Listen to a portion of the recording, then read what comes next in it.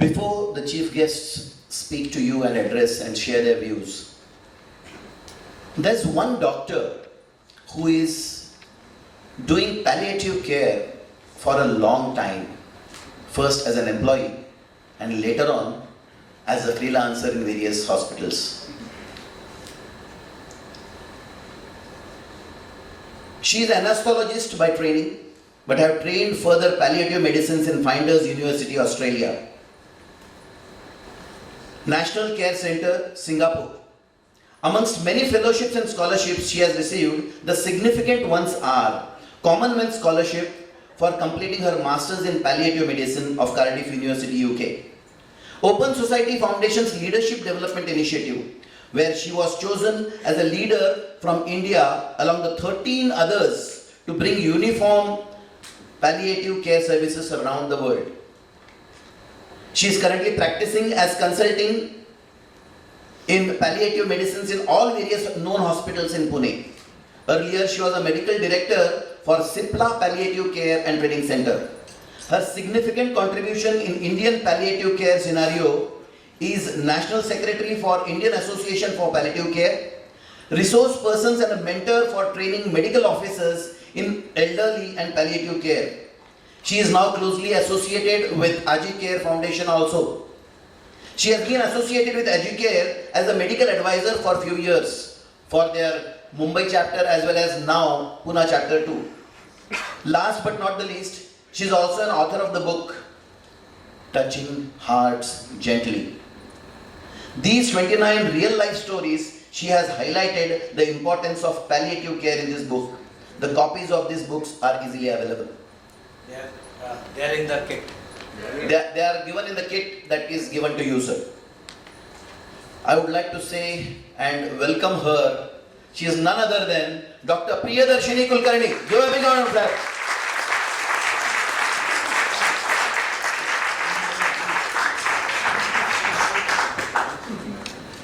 Good morning, everyone. I really feel privileged to be here as a part of Aaji Care Center, which is starting in Pune. Few years back, when I got associated with Prasad, I was telling him that you are doing wonderful job despite being non-medical. We need to do something more. And since I'm in Pune, let us do something in Pune. It's happening today, and I am really thankful for Prasad to start taking this Aaji Care Center. I see many people in this audience who are known to me. They are my teachers, well-wishers, friends, and supporters. They have seen me doing palliative care over the years. But I think the common thread which brings us all here is the thread of caregiving. असं म्हणतात की जगात फक्त 4 प्रकारचे लोक आहेत. पहिला प्रकार ज्यांनी कुणाची तरी पूर्वी काळजी घेतली आहे, दुसरा जे आज काळजी घेत आहेत, तिसरा जे फ्युचरमध्ये आपल्या सिनियर्सची कुणाची तरी काळजी घेणार आहेत, आणि चौथा म्हणजे ज्यांना कधीतरी कुणाची तरी काळजी घेण्यासाठी गरज लागणार आहे. ह्याच्यापेक्षा वेगळा माणूस सापडत नाही, आणि हे खरं आहे. I have been in this field for so long, and I see people taking care of each other, whether it is cancer patient or dementia patient.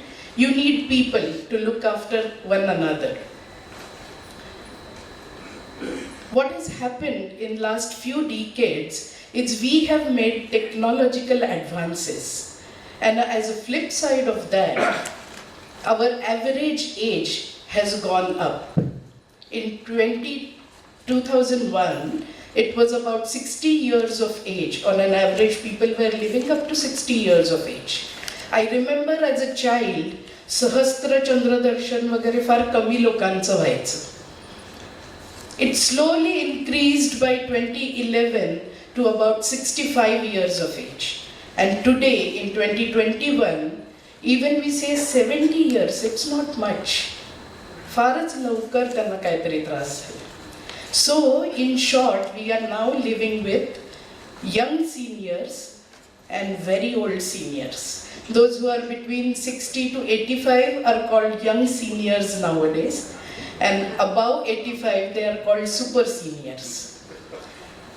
So when we are dealing with these people, they are not, just because they are 60 years and above, they are not really old.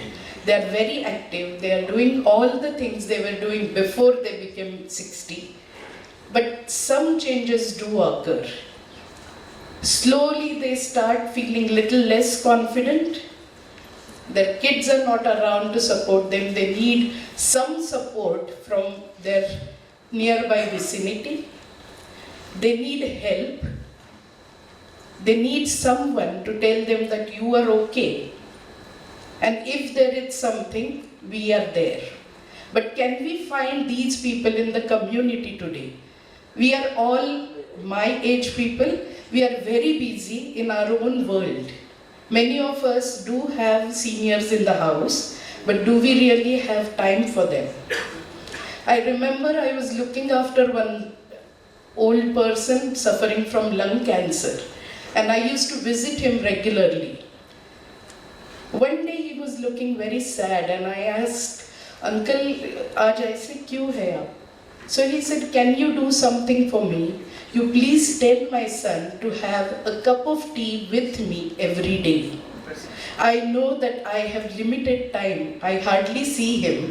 I know he is doing everything. He is paying for all the medical expenses. But what I need is his time. I need to be with him." When you see these examples, you realize that there is a lot to do just beyond medical things what you are doing. Coming to palliative care, 22 years back, nobody really knew what palliative care is. Even doctor friends used to say that it is just tender loving care, and being anesthetist, why would you just want to do something like this? Today, from 2012, it is a recognized medical specialty of modern medicine. And I'm very happy to say that young doctors, they are opting for MD palliative medicine.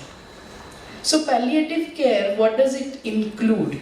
Of course, as a medical specialty, it has medical component where we treat the symptoms, and one of the major symptoms is intractable pain.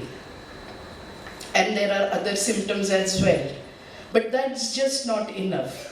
We also look after psychological, social and spiritual components of care. So in short, where other specialties, they treat the symptom, we treat the person with these symptoms. And when we have to look at this person as a person in a holistic way, it is just not a job of only doctor.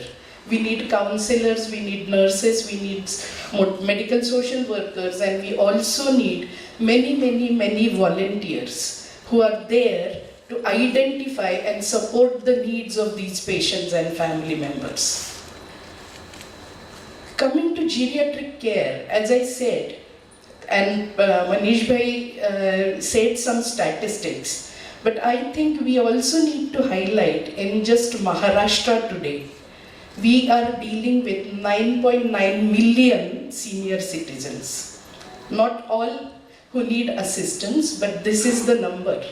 And in our health structure, we have either high-tech hospitals, which are looking after quick in, quick go kind of patient turnover. Otherwise, doctors tell, आता काय नाही, आता घरी घेऊन जाईल ना. पण घरी गेल्यावर या पेशंटची काळजी कोण घेणार? नातेवाईक लिमिटेड असतात आजकाल न्यूक्लिअर फॅमिलीजमुळे. ते बिझी असतात, ते कॉन्फिडंट नसतात, and you need to look into somebody what they are trying to create, like sevaks who are there, जे घरी येतील, त्यांची 24 तास काळजी घेतील आणि आपल्याला आपली कामं करू देतील. But it's very difficult because we have other issues like how do we trust the person, our elderly who are like, who really need help, they have dementia, they don't know who they are, forget about who they are being with whole day. They have multiple issues and they would like to be cared for by their near and dear ones. So how do we get that entry? In COVID times, I got multiple calls from people who were abroad and their parents were here. They said both the parents are COVID positive. They were in some vruddhashram and they are being taken to XYZ hospital. My father is critical. He is dying. I cannot come because of some visa problems. And mother is having dementia. This old age home had said we are closing down because in COVID we cannot look after so many elderly people. My mother, I do have a house, but I can't send her to stay in our home because there is nobody. So what can we do? When you see these problems, you wonder, how can one manage or live peacefully when you are abroad and your parents are here? I think each one of us need to see that may it is palliative care where we require tender loving care. What they need is compassion. We need to give them dignity. We need to be listening to them. We need to be answering their queries in the way they understand. Same applies to geriatric care. It's just that sometimes they may not understand, or rather, sometimes what they are trying to say we may not understand. But we need to make an effort. I'm very happy that one fine day, few years back, I got a call from Prasad and he said, I looked at your profile on LinkedIn, right Prasad? And I want to talk to you. We have already started a center, but we need some medical inputs for our patients. And I said, I'm happy to look at. And I think that association has brought us here. I am very happy to join hands and I urge each one of you to do the same, because it is not just medical problem. With all your skills, with all your time, I think let us build the society where we are going to be aging gracefully. Thank you.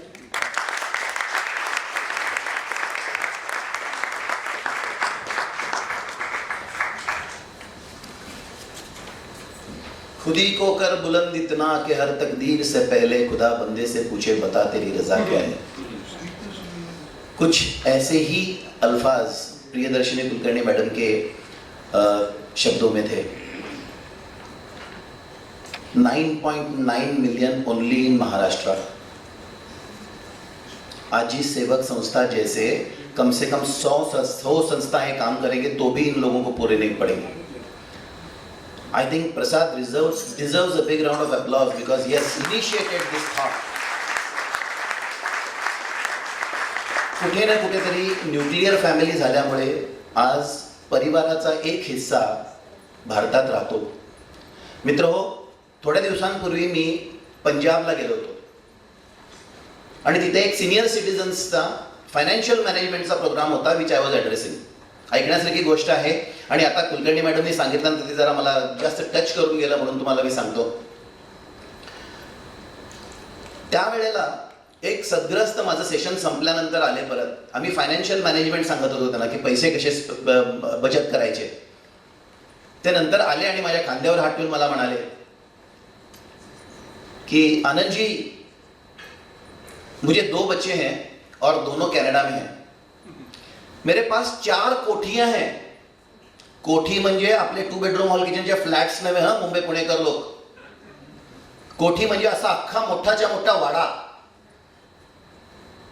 मेरे पास में 2 कोठियां हैं sir, और आपके SBI के branch manager हैं, उनको मैंने दिया हुआ है भाड़े पे 200 रुपए के लिए, ताकि एक तो कोठी मेंटेन रहे।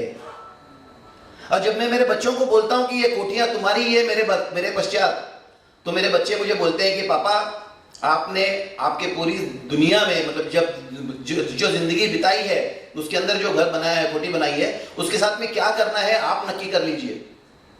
हमें नहीं आना है, हम कनाडा में खुश हैं। This is the state of affairs my dear friends.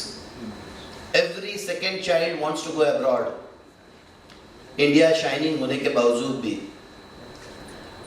I normally tell my children, we have taken care of our parents, we are still, I remember when she mentioned about lung cancer and palliative care, my dad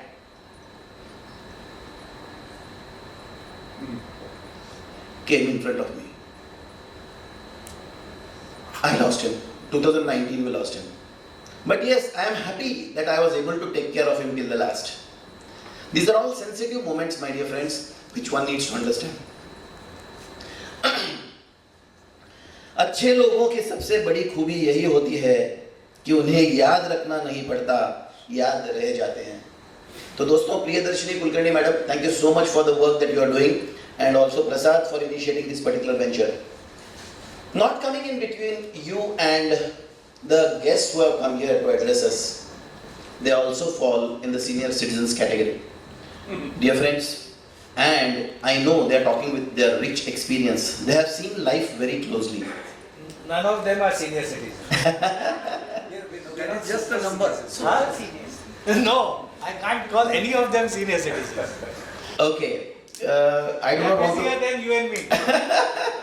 I do not want to take back my words, but let me tell you, the experience these people carry, the life reality these people have seen, will be a learning lesson for each one of us. Dear friends, here is a towering personality whom I am introducing to you now. He is the former Director General of Council of Scientific and Industrial Research.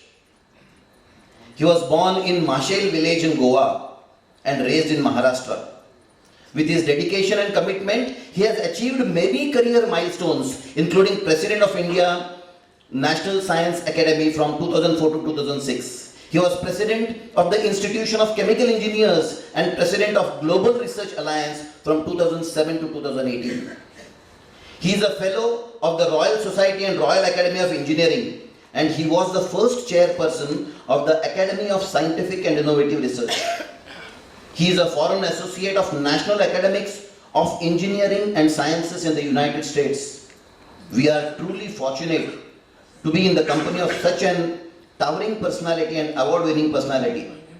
Some of his honors include Padma Vibhushan, Padma Bhushan, Padma Shri, and the file continues, my dear friends. I request our CEO to assist Raghunath Mashilkar ji to the dais. Manish.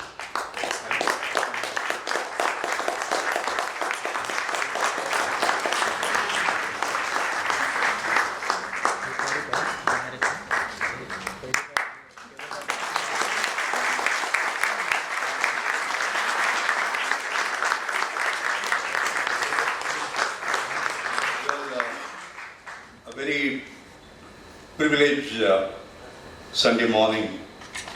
I have two of my heroes, two of my iconic friends, Dr. Ganesh Natarajan and Dr. Mohan Agashi here. I have two of the most compassionate, passionate people that I've met in my life, Prasad Bide and Manish Panchal here. It is because of you that we are having this morning here. I want to welcome you all and thank you for having me amongst you this morning. It's a privilege and an honor. The family of Aaji Care Sevak Foundation and ladies and gentlemen,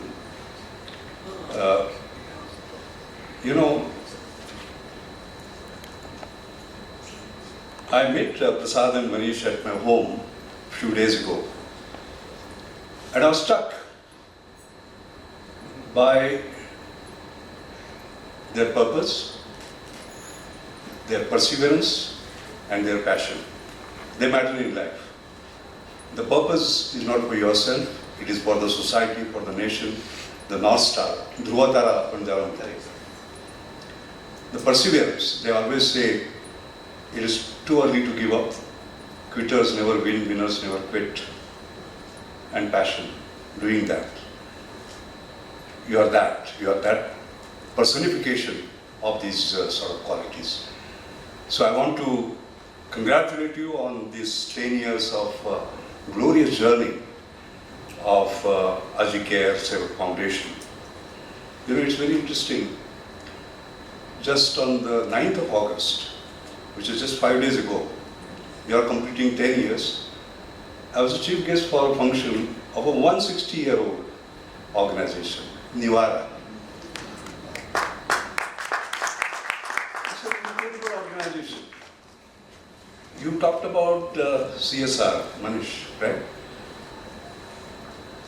Actually, this started 160 years ago because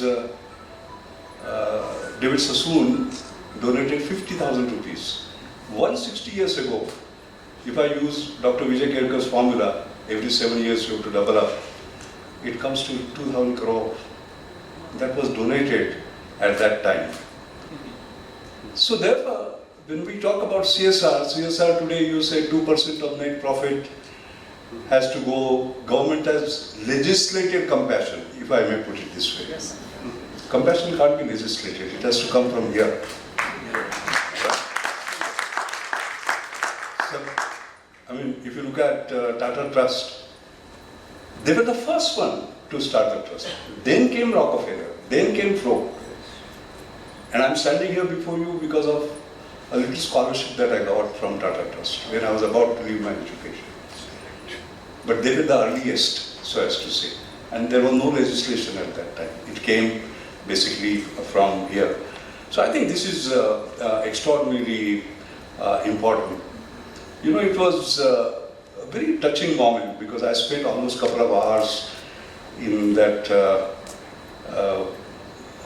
Nivara meeting people. You know, I asked somebody, what is your age? He said 77. How long have you been here? 17 years. So when he was 60, probably children abandoned him. Can you just imagine? So what you said touched me. Touched me. This is basically the issue. And I admire what David Sassoon did, because 160 years ago there was a joint family. Today we talk about nuclear family. And yet he had the wisdom to start something of this kind. I think really a happy day will be one where we don't need this, very frankly. What are the success criteria finally for the society that we don't need such organizations? But anyway, that's how it is. I think, of course, as you rightly pointed out, the problem is severe. You give the numbers in Maharashtra, but 12% by 2025 and 20% by 2050 of a 1.5 billion population is a huge number. So we are talking about a huge problem. It's not a small problem, therefore.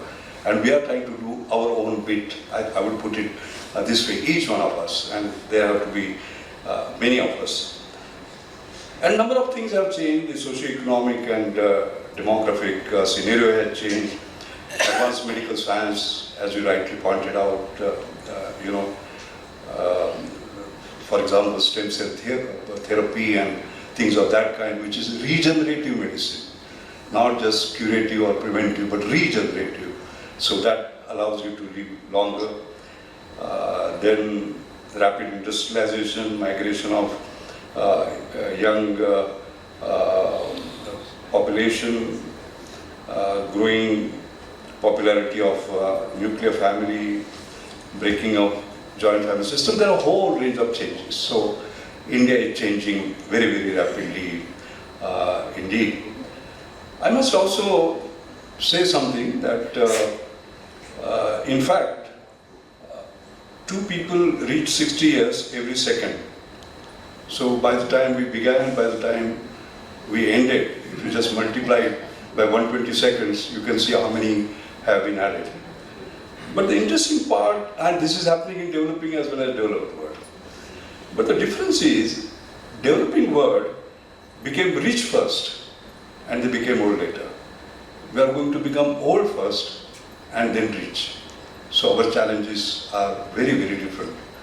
And therefore when people try to impose or superimpose models, let us say, from the other countries, no. India is very, very special, our problems are very special, our culture is very special, and so on and so forth. You know, I've been privileged to be the president of International Longevity Center, India, and I'm very happy to see my colleagues here, Anjali Raje and all her other colleagues. Here it was Dr.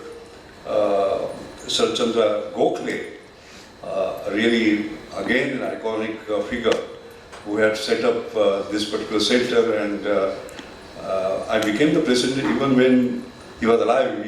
I was in my early 60s. I said, I can't be the president, but he said, no, you have to be. You have been just talking about senior and not so senior and young and all that, etc. So anyway, I became the president, and I must say that I learned quite a lot. In fact, I'll say I believe in celebrating age and creating a society for all ages, and this has been a great learning for me.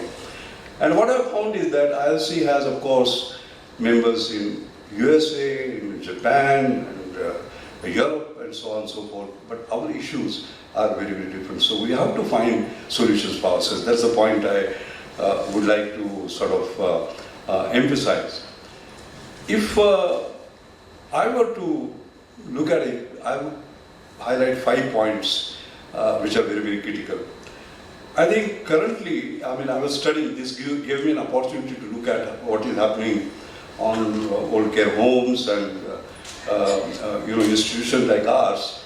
And I found some data which show that currently there are less than 1,000 operational old age homes in India with capacity less than 100,000 older persons, and country of 140 million older persons has just 0.07% of the elderly population. That not that all of them need that, but it's a very, very small number. So what is the first thing is numbers, the scale, and the speed at which we have to do it, because we are growing very rapidly. I would say that's the first. Then and therefore we require sort of more senior citizen homes, palliative care, as you rightly pointed out. In fact, giving preventive, promotive, curative, rehabilitative, all services, I think they are sort of a must. The second is multi-activity centers, multi-skilling platforms must be set up for the young older people, whatever definition you want to sort of apply. In fact, one of the things we looked at in International Longevity Center, we had discussed seriously, was we talk about brain drain, and brain drain is young people living and going abroad. No, sorry, there is a brain drain here. At 60, you don't become useless, all right? And I always say today's 60 is yesterday's 50. And you live for, like you said, 80, 85, 90. So at 60 you retire, so 1/3 of your life, therefore, is left. And what do you do with it? I can tell you, I'll be celebrating my 80 years on 1st January this year.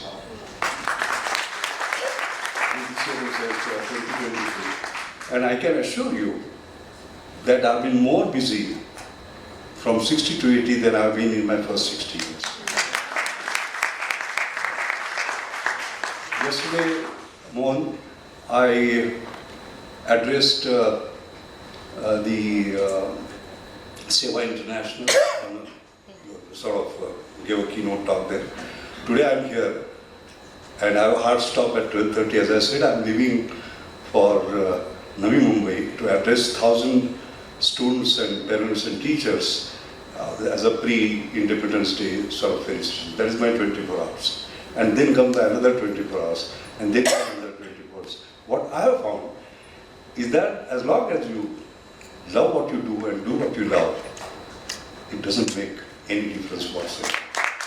So I'm a bit surprised about that 60, 70, 80 business, etc. I think I must talk about that skepticism. The other thing, and therefore what I'm saying is that this is what we had discussed in ILC, and how we make use of and prevent this so-called brain drain, which is happening right in India, because they have so much to give. The third part I'm very worried about, this is something I tried to learn from you. The geriatric care is missing from medical education. There is no specialized training, and this is a low profile specialty, some of the other. And you require special people, like you very rightly said. people who have empathy, people who have tolerance, people who have compassion in the heart, people who have patience, isn't it? That's the kind of qualification. So therefore, how do we make it a higher point? I think is extraordinarily important. That's the third point. The other point is self-help groups. How can they help themselves, basically? Because the best help is self-help, so as to say. Because you have to live your life with dignity at the end of it. All right. How do we do that? I remember Anjali will remember how we tried to get them engaged in variety of activities. Like for example, we talk about education, right? Jnana Samvardhan, Buddhi Samvardhan, Vichar Samvardhan, Vyakti Samvardhan, etc. Most important is Mulya Samvardhan, values. So we got these elderlies engaged with young people in schools so that they can feel young and they can impart values. The amount of difference it made was amazing. Similarly, for example, say the husband is 79 and wife is 75, let us say, and one of them goes after a 50-year relationship, what happens? So you require, just holding hand and sort of saying that we care, we are there, and come on, there is life ahead of you, etc. We created that program, So it is very different. It is not physical income, it is psychic income that all of us are looking for. So there are innovative ways of actually doing it. And the last point I'd like to make is that, you will know more about it, but I think the geriatric care that we talk about, India being special, we'll have to look at specially as our problems, like etiological mechanics of aging, how does it differ from the rest of the world, age-related disorders, how they differ from the rest of the world, or innovation in terms of efficient, high-quality methods of geriatric care, doing it differently. Innovation is all about doing things differently. How do we do that? And that is where I would like to end my speech by talking about the arrival, like you said, digital. Yes, we did have a discussion. And he is a master of the digital world, Ganesh Rajan, will talk to you more about it. But post-pandemic, what has happened is that what was at the periphery has come to the core. And digital world has moved very fast, as you know. Online learning, we're zooming in and zooming out, so as to say, for 2 years. And when post-pandemic, pandemic is still not over, by the way. I know none of us is wearing a mask, but pandemic is still around. And therefore the new word is going to be physical as well as digital. And the balance between the two. Education, Mohan, you have seen now how that is going to basically change. Because there is no substitute, as a matter of fact, because education is learning, doing and being. The learning part of it you can do digitally, but the doing part of it and being part of it you require physical. So this is going to be, in every case, education, health, services and so on and so forth, how that is going to move. So the technology is going to make a big difference. And the last point I want to make is really about that. That is something we discussed. And, in my mother's name, I created what are called as Anjani Mashelkar Inclusive Innovation Award. Inclusive Innovation. This is the 11th year of the award. And this is an issue of civil society, those of you who are interested. There is a cover page story on that, reinventing healthcare, where the 11 years of journey has been covered here. So what does it do? The story is an interesting one. My mother passed away on 17 November 2006. And I remember I used to work in Delhi as a Director General of CSR, handling 40 laboratories. And every weekend I used to come. Saturday and Sunday I would be in my lab, basically. And then what I would do is that while going, I had this habit of carrying some cash always in my pocket. And I would give it to her. Never asked her what she did with that. And more when she passed away, Shruti, my daughter, was seeing her saris, and she found that all that money was tucked there. And she had left me, and she always used to say, if you are old, there is a problem. If you are old and poor, there is a huge problem. And if you are old, poor and a woman, God save you. All right? And she had left a little chip saying that, do something, for that. And that is where, Anjali, you remember, we started this Anjali Mashelkar Inclusive Innovation Award, basically. A small award, it was just 1 lakh. But it was looking at what are the problems of the elderly and creating sort of solutions for them. And this describes all those solutions.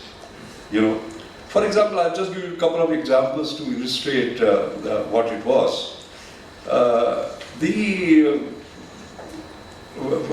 For example, Dozy was an innovation, and we talked about it. Because this came also in a very interesting way. Personal life experiences matter, all right?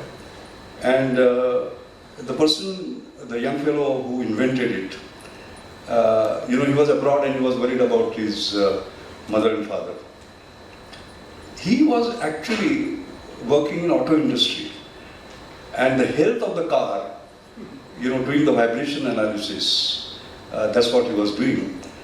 And he said, if the health of the car can be found by doing vibration analysis, why can't I do similar vibration analysis for the body, like your heart, and so on, and so on, micro vibrations. And there is a field called ballistocardiography, some of you might know more about it, basically. And he went into it and created what is called a Dozy.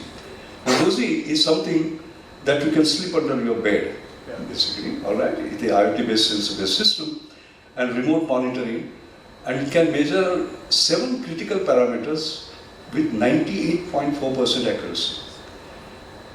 Now, this came up during COVID time, by the way, because I created an extra award at that time for COVID.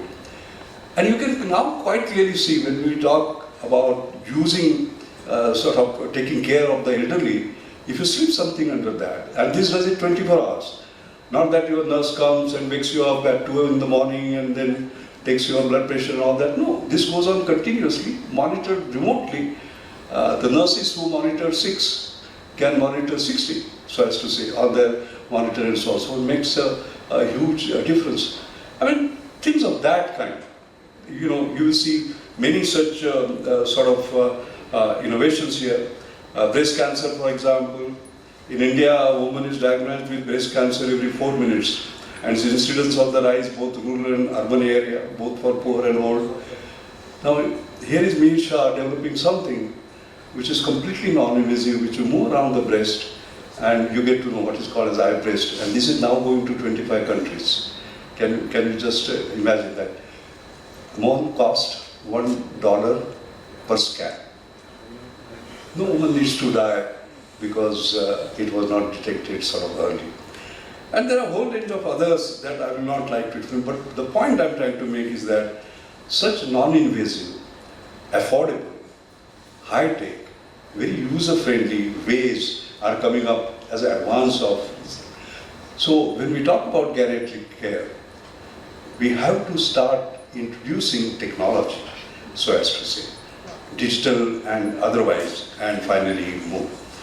My final point, of course, is that whether it is senior, not so senior, etc., I have few messages. I think I have found myself, these are very useful, so I will just narrate and close in a couple of minutes. I think first is that you can't help getting older, but you don't have to feel old.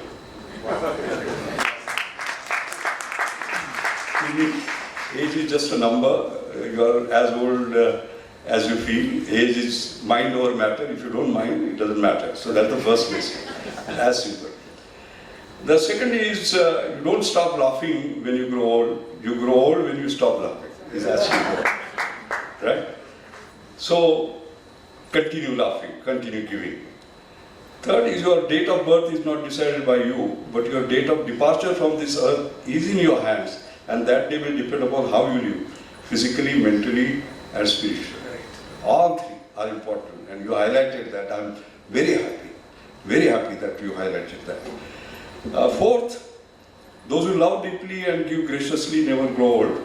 They may die of old age, but they die young, so keep on loving, keep on giving, including CSR and including whatever the high net worth individuals sort of do.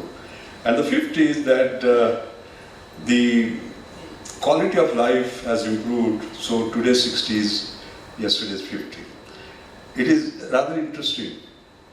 I was addressing all these old people in Nivara, and I mentioned to them that, subtract 10 years from whatever you are. And I remember, like you're sitting here, there were two ladies, and they were so happy. And one looked at the other and nodded, and she also nodded. And then I remember after I finished the scenes I was going, and I met another lady. I said, "How old are you?" She said, "I'm 78, but now I'm 68. That feeling itself makes a difference. So ladies and gentlemen, I'll celebrate my 80 years on 1st January. 70. But I'll be celebrating 70, and sorry, I feel 17. Thank you very much.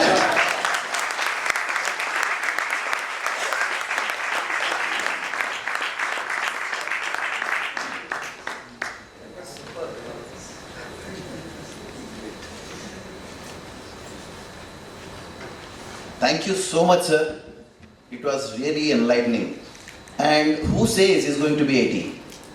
It's 70, right? All of you all agree? And just I had a sort of, thought and turned my head around to see all the ladies sitting over here were just, laughing at their hearty laugh, having their hearty laugh. A few takeaways, sir, for me personally. Love what you do and do what you love. He says sympathy is not needed. Empathy also is not needed. What is needed is compassion. And if you are compassionate enough, empathy, sympathy automatically comes up. He gave many ideas so as to reach the maximum masses that are going to come up. Thank you so much, sir, for the enlightened talk. I just have a few couplet for you from Hindi. जो मंजिलों को पाने की चाहत रखते हैं, वो समुद्रों पर भी पत्थरों का पुल बना सकते हैं. तो पत्थरों का पुल बनाना है तो कर सकते हैं, कोई देर नहीं है. And 60 to 85, my dear friends, is 25 years of age that we have with us. 60th year we retire and 85 years age is there. So these 25 years, even you can pursue a graduation if you require. तो अगर किसी का graduation बनने का एक additional graduation बनाने का कोशिश करना है तो I think those 25 years are available with us. Okay, great. Thank you so much, sir, for adding value and really creating a sort of maybe momentum in the thoughts of people actually. Now here another personality who is amongst us and considered to be a digital age guy. We are blessed with the presence of him. And he is the founder of the 5F World. We would like to understand more from you, sir. A platform that invests in mentors, startups, skill platforms and social enterprise. I definitely would like to be with you on this particular front.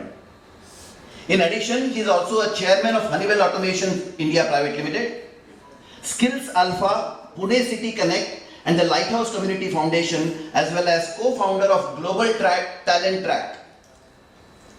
He is an IIT Mumbai graduate and NITI Distinguished Alumnus Award winner. Dr. Ganesh distinguished himself as a leader of two corporate success stories, Aptech from 91 to 2001 and Gensar from 2001 to 2016.